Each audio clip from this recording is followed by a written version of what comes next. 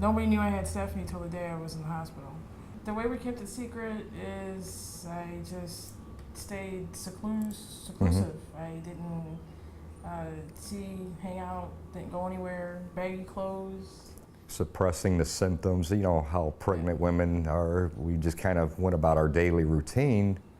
Yeah, I figured Didn't talk about it, didn't discuss nothing about it to nobody. Kept to limit it to just, you know, basically my father and relatives, just, but without them knowing. Well, when I went into labor, I mean, I had all the medical care. It was all secret, of course. You know, secret doctor visits. Nobody knew. But as in the labor parts, he took me.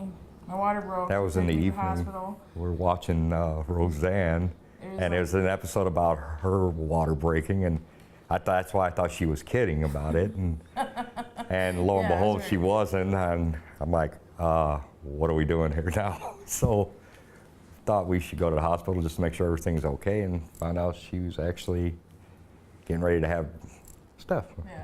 So we went to the hospital, and And then my dad went with, and No, you called your after. dad. Yeah, you called your dad because I figured everybody's gonna ask where I am, you know, because where's Sam?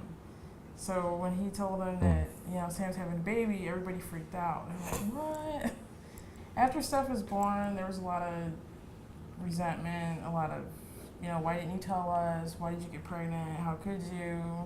And that was my first sign of, okay, this is not gonna go well. You know, Yeah. how could we bring up, you know, a child in a negative environment?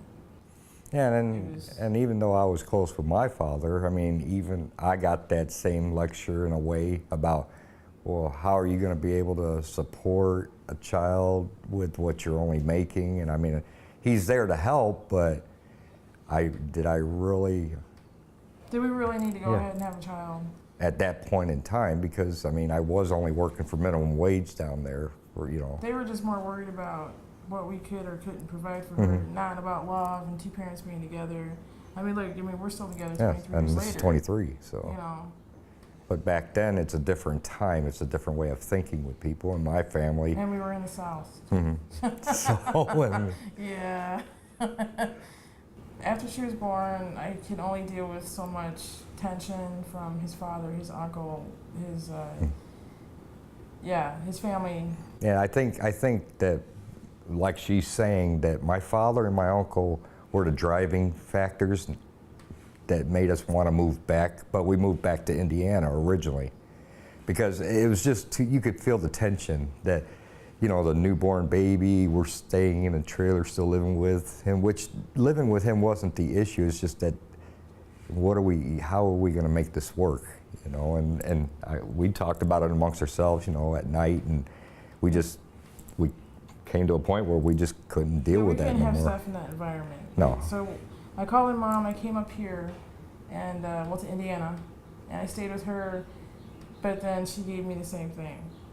That what am I doing? You know, what was I thinking? What were we thinking? And I'm like, all I thought about was my daughter does not deserve this.